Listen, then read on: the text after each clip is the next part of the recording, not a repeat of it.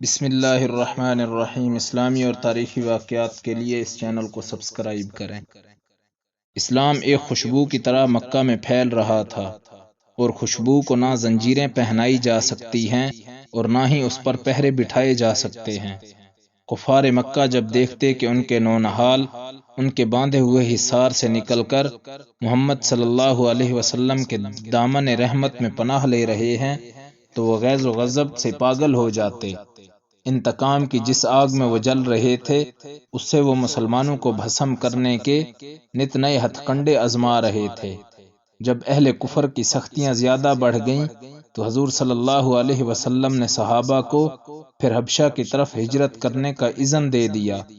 نبوت کے چھٹے سال کفار نے مسلمانوں کو اپنے شکنجے میں کسے رکھنے کے لیے یہ انتہائی کوشش کی کہ مسلمان کسی جگہ ہجرت کر کے بھی نہ جا سکیں۔ اس کے لیے انہوں نے پہرے کھڑے کر دیے۔ نہ تڑپنے کی اجازت ہے نہ فریاد کی ہے، گھٹ کے مر جاؤں یہ مرضی میرے صیاد کی ہے۔ اس سختی کے باوجود 83 مرد اور 20 عورتیں مکہ سے نکلنے میں کامیاب ہو گئے۔ حضرت ام سلمہ رضی اللہ عنہا اور ان کے شوہر اسلام کی خاطر دوبارہ پردیس کی زندگی اختیار کرنے والوں میں شامل ہو گئے۔ حبشہ کی طرف یہ دوسری ہجرت اہل مکہ کے لیے ایک بڑا تازیانہ ثابت ہوئی تھی، کیونکہ اس قافلہ ہجرت میں بڑے بڑے مخالفین اسلام کے بیٹے، بیٹیاں اور عزیز رشتہ دار بھی شامل تھے، جن کی جدائی ان کے لیے سوہان روح تھی۔ یہ بات ان کے ذہن پر ہتھوڑا بن کر برس رہی تھی۔ آخر اسلام میں وہ کون سی مقناطیسی قوت ہے جو ہمارے ناز و نام میں پلے ہوئے بچوں کو اپنے گھر، عزیز رشتہ دار اور سامان آسائش چھوڑ دینے پر آمادہ کر لیتی ہے؟ کفار مکہ نے ان فرزندان قریش کی واپسی کے لیے اپنا ایک وفد حبشہ بھیجا، جس نے عیسائی پادریوں کو تحائف و انعام کے ذریعے اپنے ساتھ ملایا اور ان کے ذریعے بادشاہ نجاشی کو یہ باور کرانے کی کوشش کی یہ مہاجرین ان کے بھگوڑے ہیں جنہیں ان کے حوالے کیا جائے، لیکن انصاف پرور بادشاہ کے دربار میں انہیں منہ کی کھانا پڑی۔ الٹا بادشاہ اسلام اور اہل اسلام کی حقانیت سے متاثر ہو گیا۔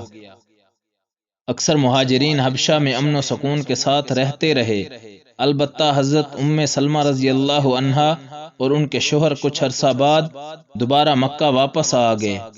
قریش مکہ اسلام کے خلاف اپنی عداوت اور ہٹ دھرمی پر قائم تھے، چنانچہ ابو سلمہ رضی اللہ عنہ کے ساتھ بھی ان کے اہل خاندان نے ناروا سلوک جاری رکھا۔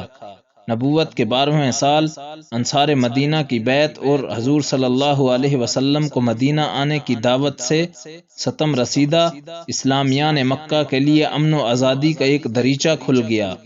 حضور صلی اللہ علیہ وسلم نے اپنے صحابہ کو مدینہ جانے کے لیے ہجرت کا اذن دے دیا، چنانچہ اہل مکہ کے ستائے ہوئے مسلمان ایک ایک دو دو چھپ کر مدینہ کی طرف ہجرت کرنے لگے۔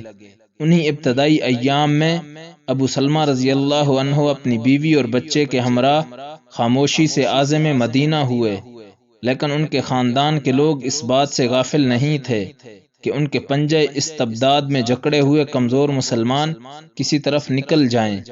ابو سلمہ رضی اللہ عنہ اور ام سلمہ رضی اللہ عنہا کی ہر گھڑی نگرانی کی جا رہی تھی، لہٰذا جو ہی ان کی مکہ میں غیر موجودگی محسوس کی گئی، ام سلمہ کے خاندان والے ان کی تلاش میں نکل کھڑے ہوئے اور انہیں وادی ابتح میں جا گھیرا۔